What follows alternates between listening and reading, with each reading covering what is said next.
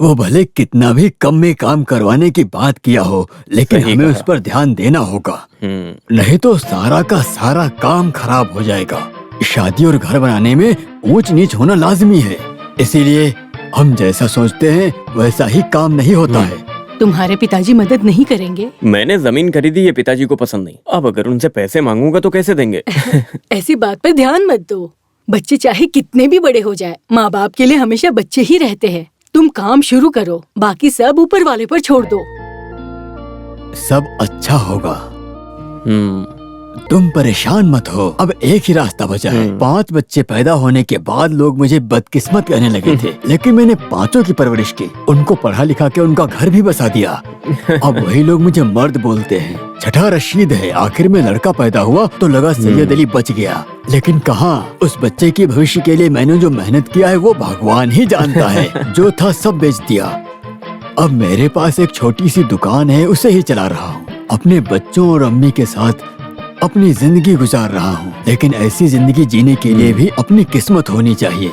अगर समय सही रहा तो सब ठीक होगा। इसीलिए बोल रहा हूँ, तुम जाकर उस आदमी से मिलो और समझाओ बात को। हाँ ठीक है, चलता। हाँ।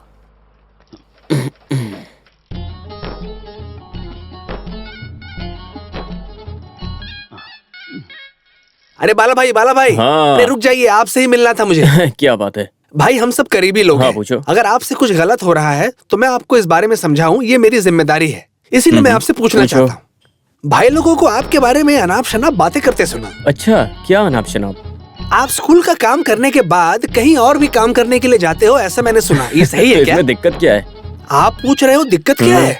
ये सुनकर मैं कितना चौंक गया हूँ। आपको दिन रात मेहनत करने के बजाय एक जगह बैठकर कुछ सोचना चाहिए। इस दुनिया में सोचने के लिए कितना कुछ है हमारे इसमें पास। मुझे क्या सोचना है? अरे बहुत कुछ है सोचने के लिए। अरे शुक्र, हाँ। जैसे तुम सोच रहे हो, अगर मैंने सोचना शुरू किया तो मेरा परिवार भूखा मर जाएगा, और अगर तेरी बीवी ऐसा सोचने लगी तो तू भूखा मर जाएगा, समझा ना? हर परिवार में कोई एक सोचेगा तभी तो काम होगा ना। अच्छा ऐसा है क्या? हाँ, तो और क्या। अच्छा। अरे शुक्र, हाँ क्या हुआ? आप वहाँ क्या कर रहे हो? पानी में भिगोया हुआ चावल निकाल कर दो। अब उसको मुझे ही पीसना होगा क्या? हाँ, पीसना होगा। तो फिर बाला, अरे ये चला गया।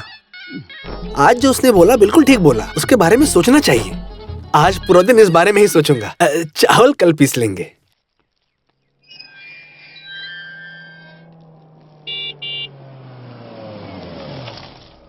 सैयद अली। हाँ? अरे नायर, कैसे हो आप? क्या बात है, आप यहाँ क्यों रुक गए? नहीं रहने दो, थोड़ा काम है। जाते जाते रास्ते में तुमसे मिलते हुए जाने की सोच रहा था। तुम्हारा एक दोस्त था ना, पता नहीं उसका क्या नाम था, जिसको हमने मकान किराए पर दिया था। बाला। हाँ, वो मिले तो उससे कहना कि मेरे बच्चे गांव आने वाले हैं। हाँ। उससे पहले घर खाली कर दे, उसे याद दिलाते रहना। क्योंकि वो लोग जब आएंगे तो उनको यहाँ रहने में परेशानी नहीं होनी चाहिए। अभी काफी समय पड़ा है, इसलिए पहले से बोल दो। बस यही बोलना था तुम्हें। और कैसा चल रहा है तुम्हारे?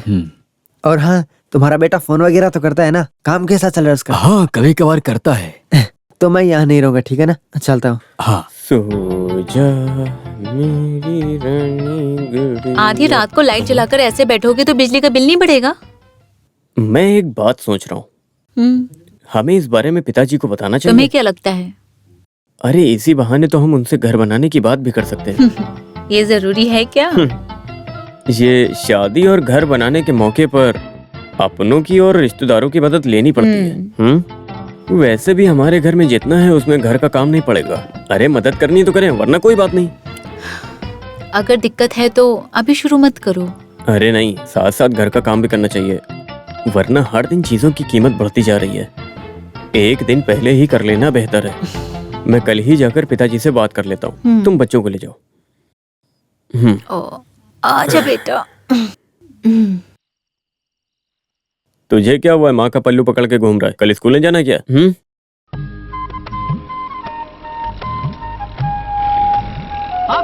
हेलो। अरे कुरविला, तू गांव से आ गया क्या? क्या बात है मास्टर। कैसे हो तुम? और अमेरिका से कब आए? मुझे आए बस कुछ दिन ही ऐसा हुए। क्या? लेकिन तुम्हारा कलर थोड़ा फीका हो गया है।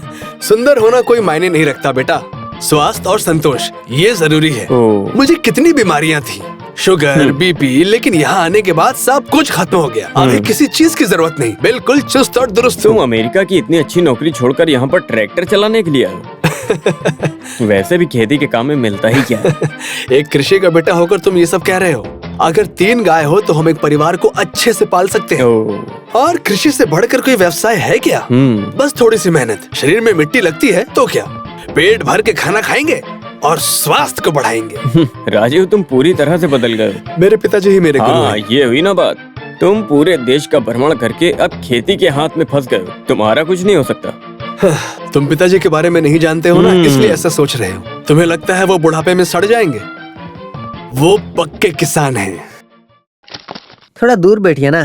तुमने वो मशीन ठीक कर दिया क्या? उसको तो मैंने कल ही ठीक कर दिया था। अच्छा किया फिर तो।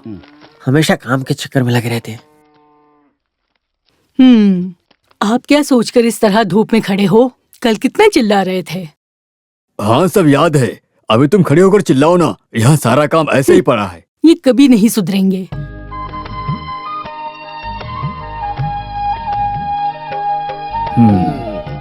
मेरे इस बुढ़ापे में एक कैसी बिना चैन सुकून की जिंदगी दे रखी है। हे कृष्णा। हाँ हाँ, क्या बात है। 100 साल जियोगे। अभी हम आपके बारे में ही बात कर रहे थे। 100 साल की उम्र आप रखो, ये बाप बेटे का रिश्ता थोड़ा अलग है। वैसे कृषि का काम ठीक चल रहा है ना? कृषि का काम अच्छे से होने वाला है क्या बेटा?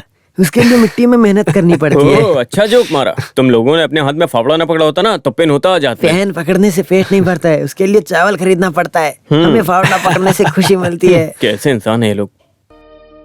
तुम अपने साथ बहू और बच्चों को नहीं लाए बाला? हाँ, ऐसे कामकाज के बीच में। कैसा कामकाज? तुम अगर कामकाज में व्यस्त होते तो 3-4 घंटे का सफर तय करके इतनी दूर थोड़ी ना आते। 1 सेंट जमीन 1-1.5 लाख में खरीदना बेवकूफी है। तुमने वहाँ जितने पैसे में 8 सेंट जमीन खरीदी, उतने पैसे में हम इस गांव में 3 एकड़ जमीन खरीद सकते हैं। आप कुछ भी कहिए, आखिर कब तक अपने परिवार को ऐसे रखूंगा? तुमसे किसी ने कहा है क्या? तुम्हें जितनी तनख्वाह मिलती है उस तनख्वाह में अपने परिवार को इज्जत की जिंदगी दे सकते हो क्या? वो भी उतना जाकर। उसके अलावा अब घर भी बनाने वाले हो, फिर ये घर किस लिए है? और बोलूंगा तो झगड़ा हो जाएगा। क्या करूं? आप जरा चुप रहेंगे क्या? ये अभी अभी तो आया है, आपकी रामायण शुरू हो गई। ठीक है, मैं कुछ भी नहीं कहूँगा। तुम लोगों की जो मर्जी हो वो काम करो तुम। और हाँ, मुझे इसमें शामिल मत करना। थोड़ा सा और खा लो बेटा। बस हो गया। वैसे भी तुम अपने पिताजी के बारे में नहीं जानते क्या? हाँ, वो मानता हूँ। चाहे कुछ भी हो जाए, पिताजी का आशीर्वाद हमेशा तेरे साथ ही रहेगा। आशीर्वाद लेकर घर बना सकता हूँ क्या माँ? छोड़ना, छोटी बात पे झगड़ा शुरू करता है। बचपन से ही तो ऐसा है, मैं तुझे जानती हूँ ना। आज तक तूने घर के किसी भी काम में मदद नहीं की है, हमेशा से ही यही तेरी आदत रही है। अरे जब भी आता हूँ कमियां गिनते रहते सब। क्या बोला तूने? नहीं, कुछ नहीं। ठीक है। घर बनाने के लिए पैसों का इंतजाम किया? थोड़े पैसे हैं मेरे पास, बाकी सोना रखा हुआ है। बाकी कितने पैसे लगेंगे नहीं जानता। तो एक काम कर, पहले जाकर किसी ज्योतिषी से मिल। बाकी पैसे वो ज्योतिषी देगा। एक लगा कर दूं क्या? और नहीं तो क्या, हर बात में बड़बड़ ज्योतिषी करता बुलाती हो।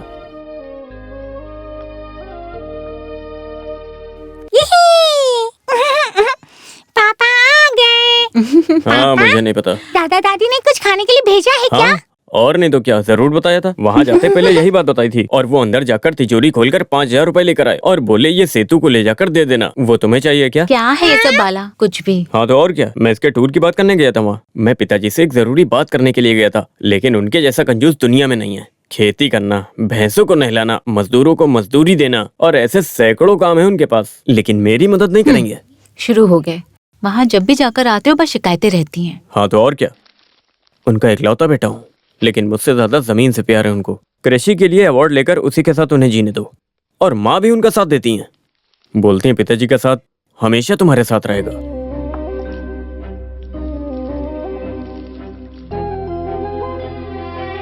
बाला, ये तुमने देखा क्या? क्या है इसमें? माँ की चूड़ियाँ हैं ये। हाँ, माँ ने कहा तो था कुछ रखा है। मैं इसे चेक करके देखता हूँ। तुम चुप रहो बाला। इसे तुम रख लो।